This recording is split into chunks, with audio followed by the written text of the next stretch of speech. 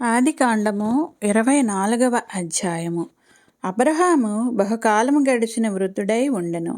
అన్ని విషయములలోనూ యెహోవా అబ్రహామును ఆశీర్వదించెను. అప్పుడు అబ్రహాము తనకు కలిగిన సమస్తమును ఏలుచుండిన తన ఇంటి పెద్ద దాసునితో, నీ చెయ్యి నా తొడ కింద పెట్టుము. నేను ఎవరి మధ్య కాపురమున్నానో ఆ కనానీయుల కుమార్తెలలో ఒకదానిని నా కుమారునికి పెండ్లి చేయక, నా స్వదేశమందున్న నా బంధువుల యొద్దకు వెళ్ళి ఇస్సాకు అను నా కుమారునికి భార్యను తెచ్చునట్లు ఆకాశము యొక్క దేవుడును భూమి యొక్క దేవుడును అయిన యెహోవా తోడని నీ చేత ప్రమాణం చేయించెదను అనెను.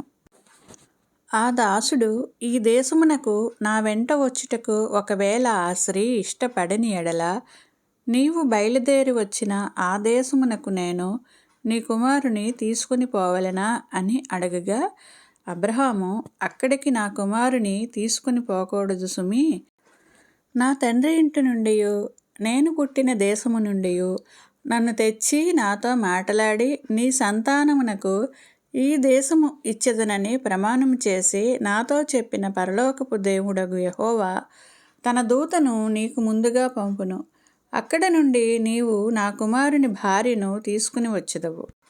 అయితే నీ వెంట వచ్చుటకు ఆ స్త్రీ ఇష్టపడని ఎడల ఈ ప్రమాణము నుండి విడుదల పొందెదవు. కానీ నీవు నా కుమారుని అక్కడికి తీసుకుని పోకూడదు అని అతనితో చెప్పెను. ఆ దాసుడు తన యజమానుడగు అబ్రహాము తొడ కింద తన చెయ్యి పెట్టి ఈ సంగతి విషయమై ప్రమాణం చేసెను. అతడు తన యజమానుని ఒంటెలలో 10 ఒంటెలను, తన యజమానుని ఆస్తిలో శ్రేష్టమైన నానా విధములగు వస్తువులను తీసుకొని పోయెను. అతడు లేచి ఆరాంనహరాయిములోనున్న నాహారు పట్టణము చేరి, సాయంకాలమందు స్త్రీలు నీళ్లు చేదుకొని వచ్చు వేళకు ఆ ఊరి బయటనున్న నీళ్ల బావి యొద్ద తన ఒంటెలను మోకరింపచేసి ఇట్లనెను. నా యజమానుడగు అబ్రహాము దేవుడవైన యెహోవా, నేను వచ్చిన కార్యమును త్వరలో సఫలము చేసి నా యజమానుడగు అబ్రహాము మీద అనుగ్రహము చూపుము, చిత్తగించుము. నేను ఈ నీళ్ల ఊట యొద్ద నిలుచుచున్నాను. ఈ ఊరి వారి పిల్లలు నీళ్లు చేదుకొనుటకు వచ్చుచున్నారు. కాబట్టి నేను త్రాగునట్లు నీవు దయచేసి నీ కడవను వంచుమని నేను చెప్పగా, నీవు త్రాగుము, నీ ఒంటెలకును నీళ్లు పెట్టెదను అని ఏ చిన్నది చెప్పునో ఆమెయే నీ సేవకుడైన ఇస్సాకు కొరకు నీవు నియమించినదై ఉండునుగాక. అందువలన నీవు నా యజమానుని మీద అనుగ్రహము చూపితివని తెలుసుకుందును అనెను. అతడు మాటలాడుట చాలింపక ముందే అబ్రహాము సహోదరుడైన నాహోరు భార్యయగు మిల్కా కుమారుడైన బెతూయేలుకు పుట్టిన రెబ్కా కడవ భుజము మీద పెట్టుకొని వచ్చెను. ఆ చిన్నది మిక్కిలి చక్కనిది. ఆమె కన్యక. ఏ పురుషుడును ఆమెను కూడలేదు. ఆమె ఆ బావిలోనికి దిగిపోయి కడవను నీళ్లతో నింపుకొని ఎక్కి రాగా, ఆ సేవకుడు ఆమెను ఎదుర్కొనుటకు పరిగెత్తి, నీ కడవలో నీళ్లు కొంచెము దయచేసి నన్ను త్రాగనిమ్మని అడిగెను. అందుకామె, అయ్యా త్రాగుమని చెప్పి త్వరగా తన కడవను చేతి మీదకి దించుకొని అతనికి దాహమిచ్చెను. మరియు ఆమె అతనికి దాహమిచ్చిన తర్వాత, నీ ఒంటెలు త్రాగు మట్టుకు వాటికిని నీళ్లు చేది పోయిదునని చెప్పి త్వరగా గాడిలో తన కడవ కుమ్మరించి తిరిగి చేదుటకు ఆ బావికి పరిగెత్తుకుని పోయి అతని ఒంటెలన్నింటికి నీళ్లు చేది పోసెను. ఆ మనుష్యుడు ఆమెను తేరి చూచి తన ప్రయాణమును యెహోవా సఫలము చేసెనో లేదో తెలుసుకొనవలెనని ఊరకుండెను. ఒంటెలు త్రాగుట అయిన తరువాత ఆ మనుష్యుడు 1/2 తులము ఎత్తుగల బంగారపు ముక్కి కమ్మిని, ఆమె చేతులకు 10 తులముల ఎత్తుగల 2 బంగారు కడియములను తీసి, నీవు ఎవరి కుమార్తెవు? దయచేసి నాతో చెప్పుము.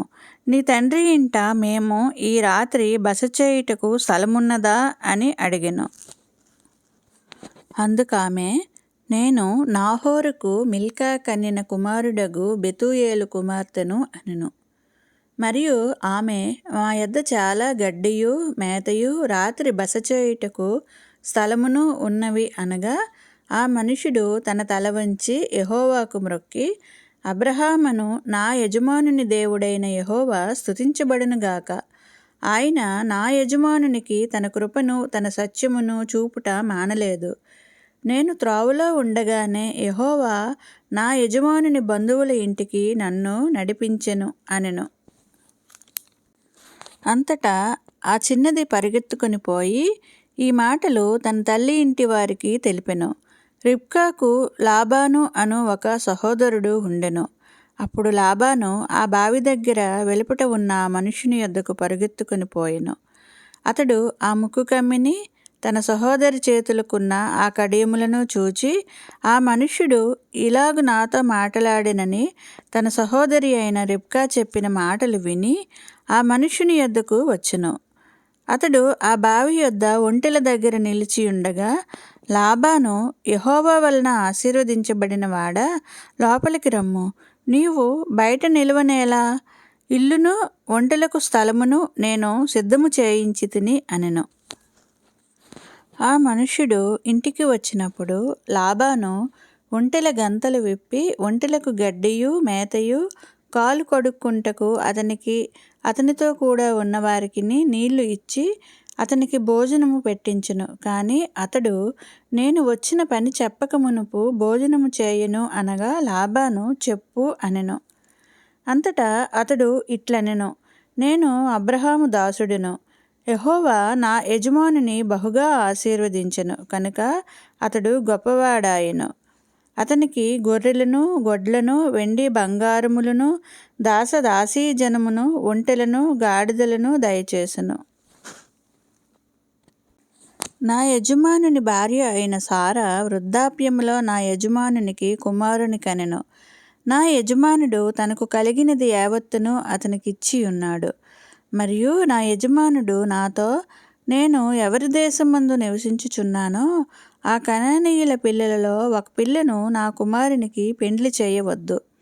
అయితే నా తండ్రి ఇంటికిని నా వంశస్థుల యొద్దకుని వెళ్ళి నా కుమారునికి పెండ్లి చేయుటకు ఒక పిల్లను తీసుకుని రావాలనని నా చేత ప్రమాణం చేయించెను. అప్పుడు నేను నా యజమానునితో, ఆ స్త్రీ నా వెంట రాదేమో అని చెప్పినందుకు అతడు, ఎవని సన్నిధిలో నేను జీవించుచున్నానో ఆ యెహోవా నీతో కూడా తన దూతను పంపి నీ ప్రయాణము సఫలము చేయును కనుక నీవు నా వంశస్థులలో నా తండ్రి ఇంటి నుండి నా కుమారునికి భార్యను తీసుకుని వచ్చెదవు. నీవు నా వంశస్థుల యొద్దకు వెళ్ళితివా?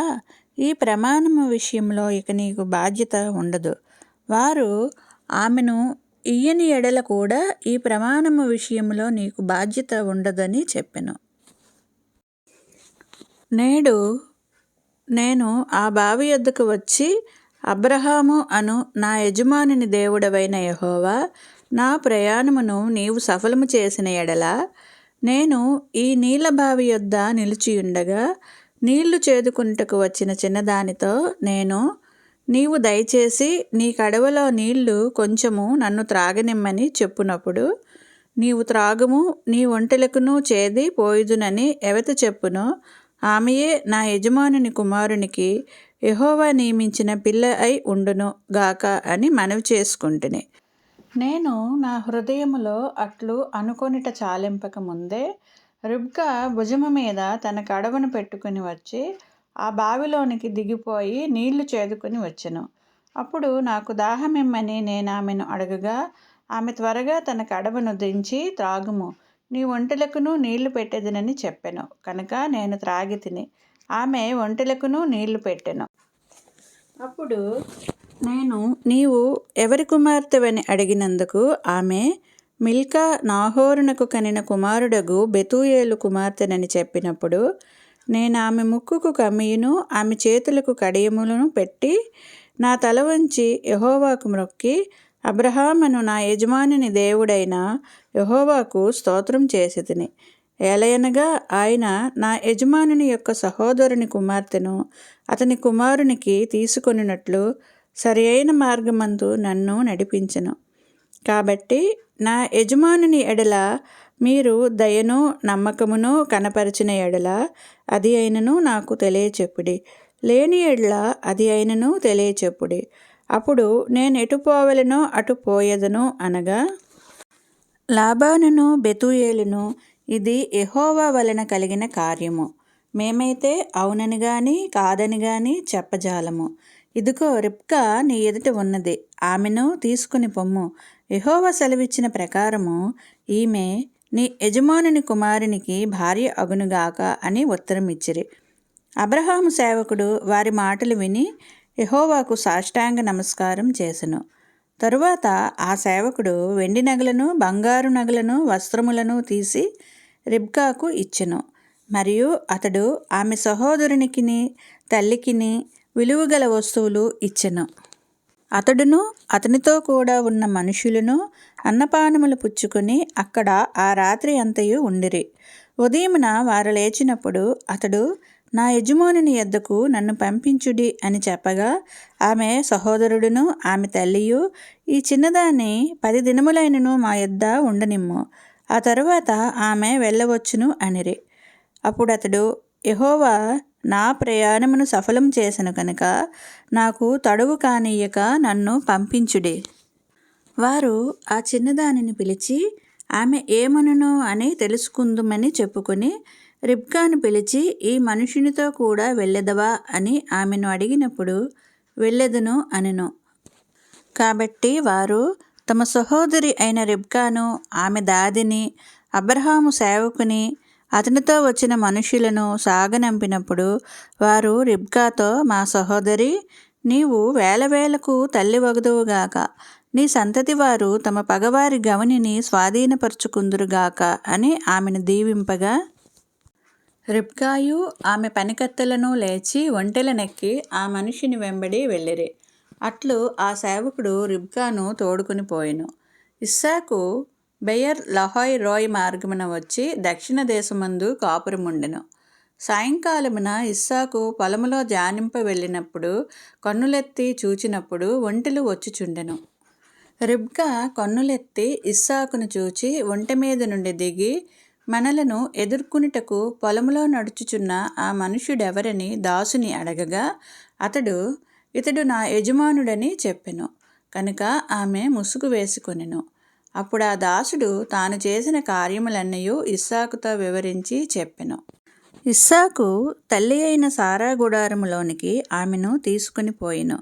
అట్లు అతడు రిబ్కాను పరిగ్రహింపగా ఆమె అతనికి భార్య ఆయెను. అతడు ఆమెను ప్రేమించెను. అప్పుడు ఇస్సాకు తన తల్లి విషయమై దుఃఖ నివారణ పొందెను.